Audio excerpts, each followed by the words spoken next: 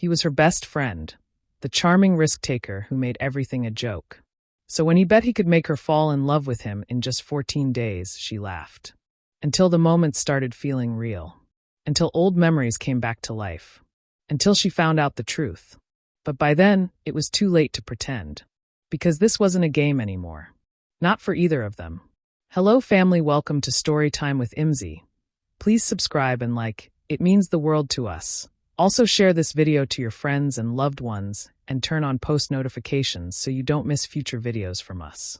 Thank you as you do so. Sit back and relax as we dive into the story. Rain tapped against the wide windows of Rusty's bar, a downtown dive dressed up with fairy lights and retro records nailed to the brick walls. Warm, amber light bathed the booths, clinking glasses mixed with low indie rock, and a faint scent of fries and bourbon floated through the air. Mason Callahan leaned back into the cracked leather of their usual booth, grinning at the girl across from him. Zoey Harper was sipping a whiskey sour, her black curls piled into a messy bun, eyes sharp, mouth set in that familiar half-smirk that meant she was about to tear him to shreds, verbally anyway. "You're seriously telling me," she said slowly, swirling her straw like a warning, "that you think you could make me fall in love with you?" He gave a lazy shrug. "Easily. 2 weeks. Tops." She blinked, then snorted. "Okay, Don Juan. That's the stupidest thing I've heard all week, and I work in marketing. I'm being serious." He leaned forward, arms on the sticky table. "You know me better than anyone. I know you. I know what makes you laugh, what makes you cry." "You cried during Finding Nemo," she interrupted. "Okay, everyone cries during Finding Nemo," Mason protested. Zoey shook her head, amused, cheeks glowing from the whiskey. "You're delusional." "I'm confident," he corrected. "Come on. What do you have to lose?" "My pride," she deadpanned, "which is already hanging by a thread after that karaoke incident last Friday." Her laugh was sudden and loud, drawing a few curious glances. Says the man who butchered, "I want it that way," with the emotional sincerity of a wet sponge. Mason grinned. God, he loved that laugh. He always had. She leaned closer, resting her elbows on the table, eyes locked on his with sudden intensity. "So let me get this straight. You think, in just 14 days, you can make me fall in love with you?" He matched her stare. "Yes. What happens if you fail?" "I won't. But if," she emphasized. "Then I cook dinner for you for a month. No takeout. No excuses." She tilted her head, pretending to consider. "And if I do fall for you? Then I win." Zoey laughed again, softer this time, and stuck out her hand. "You're insane. But fine. Let's do it." Mason took her hand. The shake was meant to be quick and playful, but the second their palms met, something crackled. Her eyes widened just a fraction. Neither of them let go right away. Outside, the rain picked up. Inside, something had shifted, barely subtly, but it was there. Zoey finished the last sip of her drink, setting the glass down between them. 2 weeks, she said. Mason raised an eyebrow, a playful smirk tugging at his lips. "You better start bracing yourself, Harper." She rolled her eyes and stood, grabbing her coat. "You better start researching recipes, Callahan."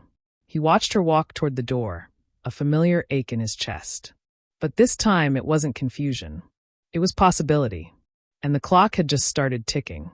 The morning sun broke through Mason's apartment window like a judgmental spotlight, illuminating the chaotic evidence of a late-night brainstorming session.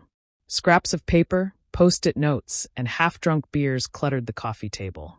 One of the notes read, "Compliments? Too basic. Flowers? Only if they're weirdly specific." Another simply said, "Do not mention Finding Nemo." Mason stood in the kitchen in nothing but sweats and a hoodie, pouring coffee like he was preparing for battle. "All right," he muttered, staring at his reflection in the microwave door. "Day 1.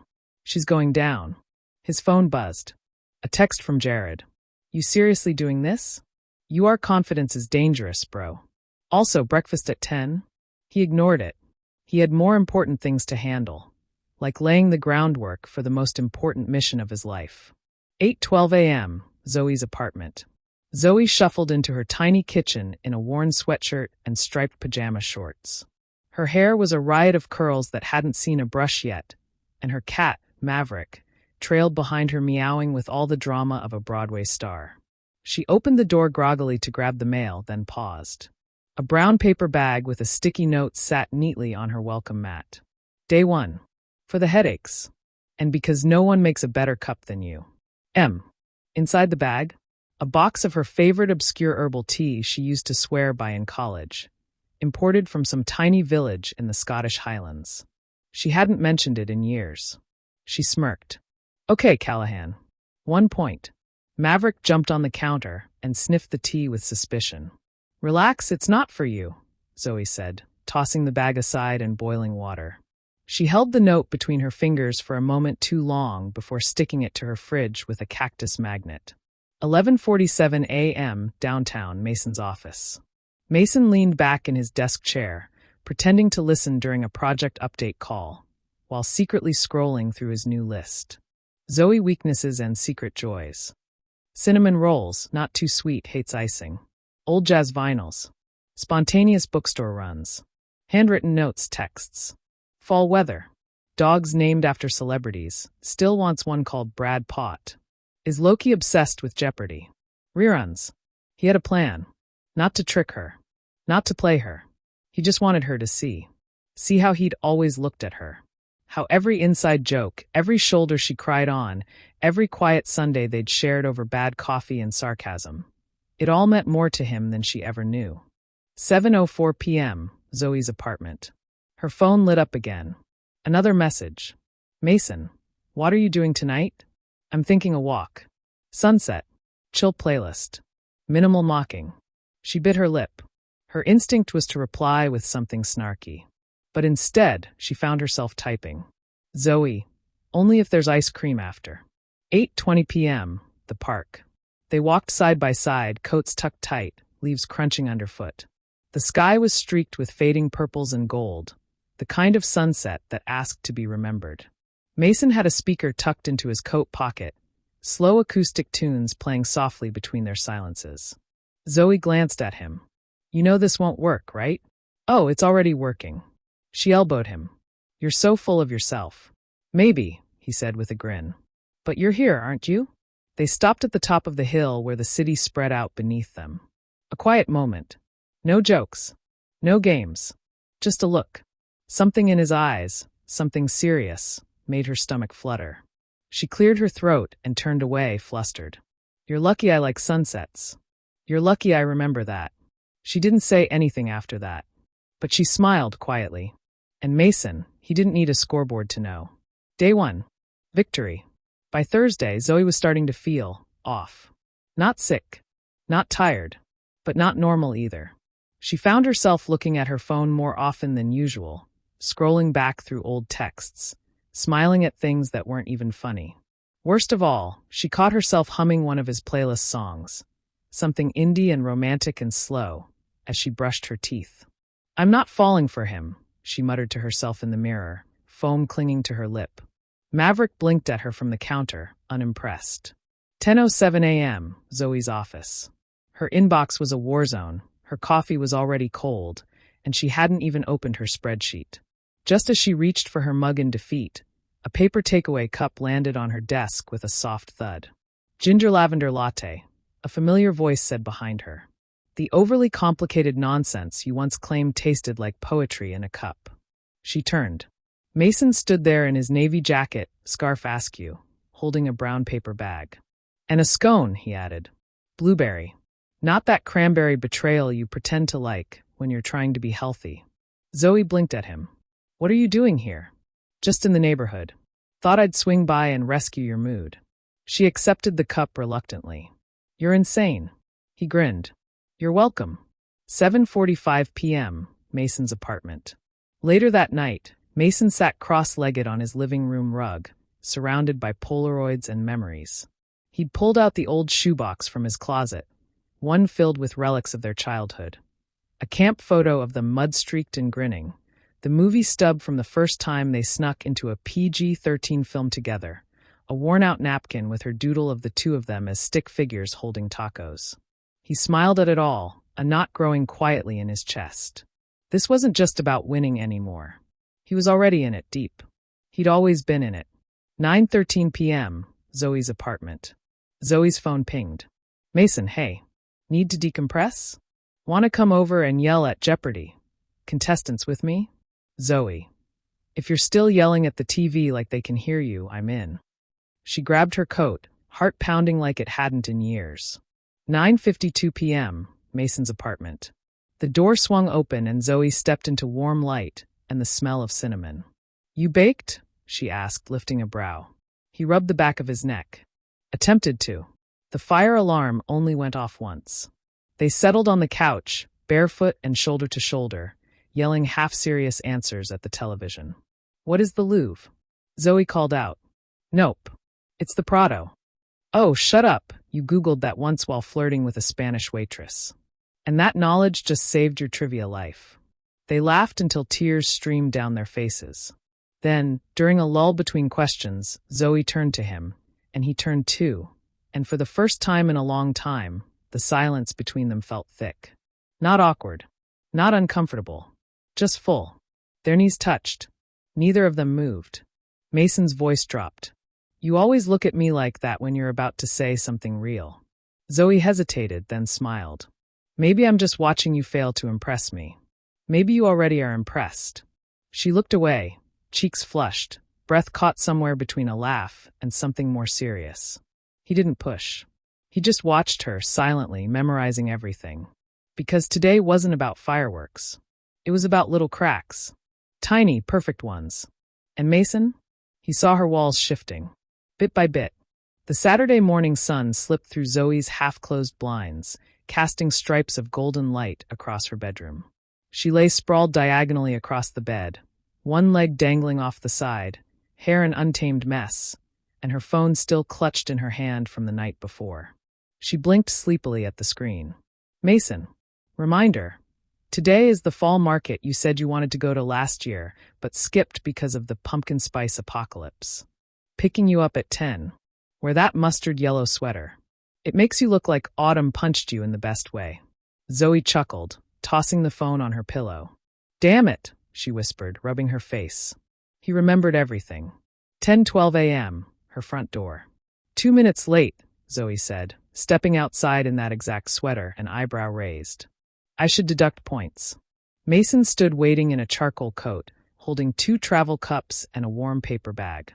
I brought bribes. She peeked into the bag. Mini apple cider donuts? Are you trying to marry me? Too soon, he teased, opening the car door for her with an exaggerated bow. As they drove, Mason played her favorite fall playlist, jazz, acoustic covers, even that random indie band she swore she'd discovered before they got popular. She glanced at him between songs, wondering when he'd gotten this thoughtful. Maybe he'd always been. Maybe she'd just never let herself notice. 11:01 a.m., the fall market. The open-air market was a cozy mess of plaid scarves, cinnamon in the air, and laughter echoing between stalls. Children ran around with sticky caramel fingers. Vendors called out about handmade candles and hand-stitched scarves, and a banjo band played near a cider stand. Zoey reached for a mug of spiced apple punch, while Mason watched her from the corner of his eye, trying not to make it obvious. But it was impossible not to watch her when she was this alive. Her nose pink from the breeze, her eyes lighting up over scented candles and hot honey samples. You're staring, she said without turning. I know. She finally looked up, lips parting slightly. Why? Mason shrugged. Because you're beautiful when you're not trying. The moment hung there, breathless. But before she could respond, her phone buzzed. A name flashed across the screen, Kyle. Zoey's ex. The one who had needed space, and then filled it with someone else. She silenced it quickly, slipping the phone into her coat. But Mason had seen. His jaw tightened. You okay? She nodded too quickly. Yeah, just nothing. They walked a little quieter after that. 1:34 p.m., a quiet moment on a park bench. They sat with warm cider and half-eaten donuts in hand, watching as kids played in a pile of leaves nearby. Mason tapped his thumb against his cup, fidgeting. Kyle still calling you? He asked gently. Zoey looked out at the park. He reaches out sometimes. Mostly when he's bored. Or lonely. You ever think about taking him back? She turned to him, eyes sharp. No. Never. Mason nodded, but he didn't smile. Just checking. She studied his face. the way his eyes softened around her, the faint worry he tried to hide. "Mason," she said, voice lower now. "Why are you really doing this?" He turned toward her, meeting her gaze without flinching. "Because I meant what I said. I think you've always been it for me. I just never had the guts to say it until I turned it into a stupid bet." Zoey stared at him, heart thudding loud in her ears. She opened her mouth, then closed it again. She stood up suddenly. "Come on. There's a booth selling wood-fired pizza. You owe me lunch." Mason stood too, but he didn't push. He followed her with a quiet smile, knowing. She didn't say it yet. But something cracked today. A fine, hairline fracture right down the middle of the wall she'd built. And he saw it. By day 9, Zoey was starting to forget where the lines were. The line between pretend and real. Between friendship and something deeper. Between the way he used to look at her and the way he did now. She told herself it was just the attention, the novelty of being the center of someone's world. That was all, right? Then came Monday. And the curveball. 8:23 a.m., Zoey's office. Zoey sat at her desk, trying to focus, but her mind kept drifting. Back to the market, to Mason's stupid soft eyes, to the way her hand had brushed his as they reached for the same donut, and how she didn't pull away right away. Her phone buzzed. "Mason, there's something I want to tell you. Meet me after work? Same place. 6:30. Her heart thudded. Same place meant their spot, the lake bench. She stared at the message for a full minute before replying. "Zoey, I'll be there. 6:31 p.m., the lake bench." The sky was soft with dusk, the lake reflecting streaks of violet and rose. Zoey sat alone on the bench, tapping her foot, the cold creeping into her fingers. Mason wasn't there yet, but someone else was. "Zoey," she turned. Her heart dropped. "Kyle," he smiled, sheepish and stupidly familiar. The same leather jacket, the same apologetic eyes. "Saw your post about the fall market. Thought I'd come say hi. You look amazing." She stood guarded. "Why are you here?" "I've been thinking," he said, stepping closer. "About everything. I messed up. I thought I needed space, but what I needed was you. I know I blew it, but maybe." "No," she said, sharper than she meant to. "You don't get to do this now." He looked down, embarrassed. "I know, but I had to try." From behind her, footsteps approached. She didn't have to turn. She felt it. "Mason." He stopped a few feet away, his gaze unreadable. Zoey's breath hitched. "Mason." "It's okay," he said quietly. "I saw." Kyle glanced between them, then awkwardly backed away. "I should go." He left without another word. Zoey turned to Mason, flustered. "I didn't know he'd show up." This wasn't. "I believe you," he said. But his eyes didn't smile. "I just didn't expect him to be the curveball." She stepped forward. "Please don't do that thing where you get all noble and distant and push me away." He let out a soft, bitter laugh. "Zoey, I like you. That's not part of the game anymore. I'm in it. For real. I know I made this whole thing into some dumb bet, but I've never been more serious about anything." She stared at him, eyes shining. "I know." Mason looked away for a moment, struggling to steady the emotion cracking in his voice. "I was going to tell you tonight that I didn't care if I won. That I just wanted a chance to be with you. Without conditions. Without clocks ticking." Silence fell between them like snow. Zoey reached out, brushing his hand. And then quietly, vulnerably, she whispered, "Then stop making speeches and just be with me." His eyes snapped back to hers. And this time there was a smile. They sat down on the bench together, shoulder to shoulder, silence stretching comfortably between them. Mason didn't ask if she had feelings yet. Zoey didn't try to label anything. But she didn't let go of his hand. Not once. By day 11, Mason couldn't sleep. He'd never thought it would get this far. Not like this. Not with Zoey lying beside him on the couch, legs tucked under her, wrapped in his hoodie, head resting on his shoulder like she belonged there. Like she'd always belonged there. They weren't kissing. They weren't tangled in anything more than shared warmth. But damn if it didn't feel more intimate than anything he'd ever had. 7:08 a.m., Mason's apartment. Sunlight spilled in across the living room floor, catching dust in its golden beams. Mason stood by the kitchen island making coffee, but his eyes never left the couch. Zoey stirred, blinking groggily. "Did I crash here?" You fell asleep mid-episode. I didn't have the heart to move you. She sat up, hair a storm of curls, sweater sleeves hanging past her hands. That's the most boyfriend thing you've ever said. He handed her a mug. You calling me your boyfriend now? She smirked, sipping slowly. I'm just saying. You're dangerously close to the title. His heart stuttered. Dangerously close. 1:47 p.m., Jared's office.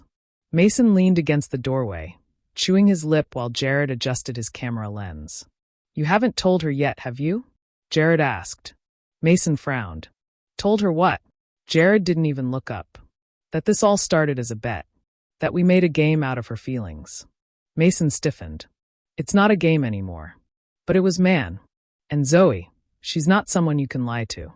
If you don't tell her before someone else does, it's going to destroy everything you've built. The silence that followed was brutal. Mason nodded slowly and walked away, his footsteps heavier than when he came in. 8:03 p.m., Zoey's apartment. Zoey was curled up in bed, laptop on her stomach, scrolling through old photos. She stopped on one. A blurry shot from college. Mason wearing a crooked party crown, arms flung around her shoulders, both of them laughing like they had no idea what heartbreak felt like. She stared at it for a long moment, then pulled out her phone. Zoey. You. Me. Rooftop. Midnight. 11:58 p.m., Mason's rooftop. The city hummed below, distant and alive, but up here it was all stillness and tension. Zoey leaned against the railing, her breath fogging in the cool night air. Mason approached from behind, a blanket slung over his shoulder, 2 beers in hand. Always dramatic, he said gently. Midnight rooftop meetings? She didn't look at him. I needed to know if this was real. All of it. Mason stepped beside her, the smile gone now. It is. Every second. She turned to face him. Then tell me something real, Mason. Not charming. Not funny. Not safe. He hesitated, just for a heartbeat, then whispered. I'm terrified of losing you. Not because of the bet, but because now you're the only thing that feels right. Her expression shifted. Softened. Then, what bet? The question landed like a punch. Mason froze. She blinked once. You said not because of the bet. What bet, Mason? The silence between them went razor sharp. He swallowed. It was stupid. At the beginning. I told Jared I could make you fall for me in 2 weeks. Her face didn't move. But the second it started, Zoey. You made a bet on my heart? She said, voice low, shaking. On us? No. I mean, yes, at first. But now it's real. I swear. She stepped back. I trusted you. I was falling for you, Mason. I let you in. You looked me in the eyes and made me believe. I meant it, he said, pleading. I didn't expect this. I didn't expect you. But the damage was done. Her hands were shaking as she pulled the blanket tighter around herself. I need time, she whispered. I need to think. And with that, Zoey walked away into the night, leaving Mason standing alone under a sky that had never felt so cold. The next 2 days moved like molasses. Mason didn't eat, didn't sleep, didn't answer texts. He just existed, suspended in the hollow space Zoey left behind on that rooftop. The last thing she'd said echoed in his head like a curse. I was falling for you. And then she walked away. 8:52 a.m., Zoey's apartment. Zoey sat at her kitchen table, staring at her untouched toast. Maverick purred on her lap, but even his warmth didn't anchor her. She hadn't cried. Not really. Just kept blinking like tears were a foreign language she was trying not to speak. She should have been furious. But mostly she was disappointed. And that was worse. Because Mason knew her. He knew her fears, how guarded she was, how much it took to let someone in. And still, he gambled with it. With her. But then there were all those moments that didn't feel like a game. The way he looked at her when she wasn't paying attention. The way he remembered the tiny details no one else ever noticed. The way her name sounded when he whispered it at night. It felt real. So maybe it was. But maybe it wasn't. And Zoey didn't know which truth would break her more. 1:30 p.m., Jared's studio. Mason sat on a stool, looking like a ghost in a hoodie. Jared handed him a bottle of water, which Mason ignored. Have you talked to her? Jared asked. Mason shook his head. I'm giving her space. You're being a coward, Jared said plainly. If she meant half as much as you say, you'd be fighting right now. Not sulking like some tragic indie film lead. Mason finally looked up. I don't want to manipulate her again. Then don't, Jared said. Just tell her the truth. The real truth. Not the perfect version. Not the polished one. Just tell her how it happened. And why? Mason nodded slowly, heart heavy but mind finally clear. 5:17 p.m., Zoey's apartment. The knock came just after sunset. Zoey opened the door, unsure what she'd find. Mason stood there, soaked in golden hour light, holding something behind his back. Her throat tightened. What are you doing here? I need 5 minutes. If you still want me gone after that, I'll never bother you again. She hesitated, then stepped aside. He entered slowly, carefully, like he was walking through a dream he was afraid to wake from. Then he pulled from behind his back the old shoebox. Zoey blinked. What is that? Proof, he said. That you were never a bet to me. He set it on the table and opened the lid. Inside were snapshots from their childhood, crumpled notes, ticket stubs, silly drawings, even the doodled napkin she made when they were 14. She reached for it with trembling hands. I kept it all, he said softly, because even when I was pretending not to love you, I was still building a life around the idea of us. Zoey stared down at the artifacts of their history, her eyes glassy. I was scared, Mason continued. So I joked. I deflected. I made a stupid bet with Jared to prove I still had control. But the second you smiled at me like that, it stopped being a game. He stepped closer. I don't care if I lose. I don't care if you hate me for a while. I just need you to know, you weren't a challenge. You were the thing I'd already lost once. And I wasn't strong enough to say it until I almost lost you again. Silence. Heavy. Honest. Zoey looked at the napkin. Then up at him. And now, Mason said, voice breaking, I want to earn every minute you might still give me. For a moment, neither of them breathed. Then slowly, Zoey closed the lid of the shoebox. She looked up. Come back tomorrow, she said softly. Not with more words. Just come back. Let's see if it's still real in the daylight. Mason nodded, emotion thick in his throat. And for the first time in days, he exhaled. The final day was warm for October. Golden light draped over the trees like they were wearing fire for one last performance. Leaves danced in slow spirals across the pavement. The world looked like it was holding its breath, waiting. And so was Mason. 9:03 a.m., Zoey's apartment. She woke to silence. No buzzing texts. No dramatic declarations. Just light pouring through her curtains and a faint chill kissing her skin. She lay still for a moment, her heart strangely calm. No bet. No game. Just a boy who'd hurt her. And meant it when he said he never meant to. 12:11 p.m., City Park, their bench. Mason was already there when she arrived. Sitting alone, hands clasped, like he was afraid his body would betray just how desperately he'd wanted her to come. Zoey paused when she saw him. She could have turned around. She didn't. Instead, she walked up slowly and sat beside him without a word. The sun lit the strands of hair along her face like spun copper. Hey, he said softly. Hey. A long silence followed. Not tense, not awkward, just full of everything they didn't need to say out loud. Finally, she looked at him. I wasn't going to show up. He nodded. I wouldn't have blamed you. But then I realized, she hesitated, eyes flicking toward the lake. You didn't just bet on me. I bet against you. Against the idea that someone could really see me, all of me, and stay. Mason's breath hitched. And you did, she whispered. Even when I was guarded. Even when I pushed you away. Even when you screwed up. Her voice softened. You stayed. I will, he said. As long as you'll let me. She turned to him, eyes glassy. What if I fall again? He smiled. Then I'll catch you this time. No games. No clock. Zoey didn't respond right away. Instead, she slid her hand into his.